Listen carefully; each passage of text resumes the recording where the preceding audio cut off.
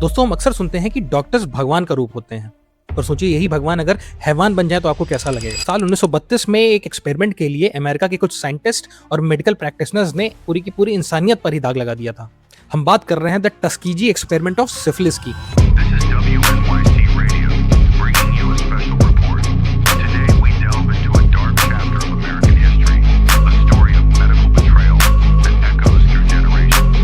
Slight pause, somber under. Year 1932 US का PHS यानी public health service in collaboration with Tuskegee university एक experiment start करते हैं, जिसका एम था ये चेक करना कि अगर किसी इंसान को सिफिलिस बीमारी का ट्रीटमेंट ही ना दिया जाए तो उसका एंड रिजल्ट उसकी बॉडी पे क्या हो सकता है। इसके लिए मेडिकल साइंटिस्ट 399 ऐसे नीग्रो मेल को चुनते हैं जिनको पहले से ही सिफिलिस हुआ था। और सबसे चौंकाने वाली बात थी कि सिलेक्ट किए गए लोगों को ये बताया ही नहीं गया था कि उनके ऊपर कोई एक्सपेरिमेंट किया जा रहा है। उनसे सिर्फ ये कहा जाता है कि ये उनका रूटीन चेकअप चल रहा है। इस टेस्ट के सारे पार्टिसिपेंट्स गांव के छोटे छोटे शेयर क्रॉपर्स थे। वो ना तो पढ़े लिखे थे, ना ही उनके पास इलाज कराने के लिए कोई पैसे थे। उन्हें बिल्कुल भी नहीं आइडिया था कि आखिरकार उनके साथ ये क्या हो रहा है। सभी डॉक्टर्स को ये बात बखूबी पता थी कि अगर सिफिलिस का ट्रीटमेंट नहीं किया गया तो लोगों की जान जा सकती है। इसके बावजूद डॉक्टर्स उनका कोई ट्रीटमेंट नहीं करते हैं और इस एक्सपेरिमेंट को कंटिन्यू रखते हैं। आखिरकार साल 1947 में सिफिलिस का एक क्योर डिस्कवर किया जाता है, पेनिसिलिन।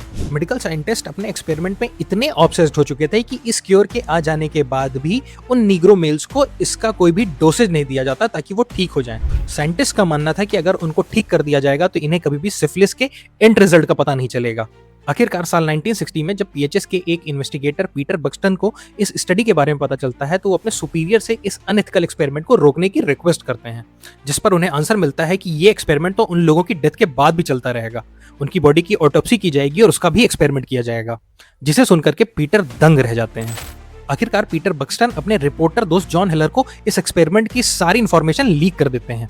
जॉन हेलर इस पूरे एक्सपेरिमेंट के बारे में पेपर में छाप देते हैं, जिसके बाद यूएसए में लोगों का गुस्सा फूट पड़ता है और आखिरकार साल 1972 में प्रेशर में आकर के इस स्टडी को तुरंत बंद करना पड़ता है। पर तब तक 100 निग्रो मेल अपनी जान गंवा चुके होते हैं। 40 लोग अपने स्पाउस के ऊपर ये डिजीज ट्रांसमिट कर चुके होते हैं और 19 लोगों के तो बच्चे इस डिजीज के साथ पैदा हो चुके होते हैं। साल 1973 में out of court order settlement के बाद सारी फैमिलीज को $10 मिलियन का कंपनसेशन दिया जाता है, पर यह कंपनसेशन उन अफेक्टेड लोगों के 40 साल वापस नहीं कर सकता था।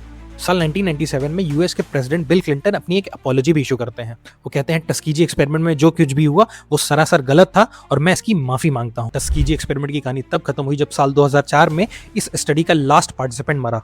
दोस्तों, अगर इस वीडियो को आपने लास्ट तक देखा है तो आपसे रिक्वेस्ट है कि इस चैनल को सब्सक्राइब जरूर कीजिएगा। Thank you.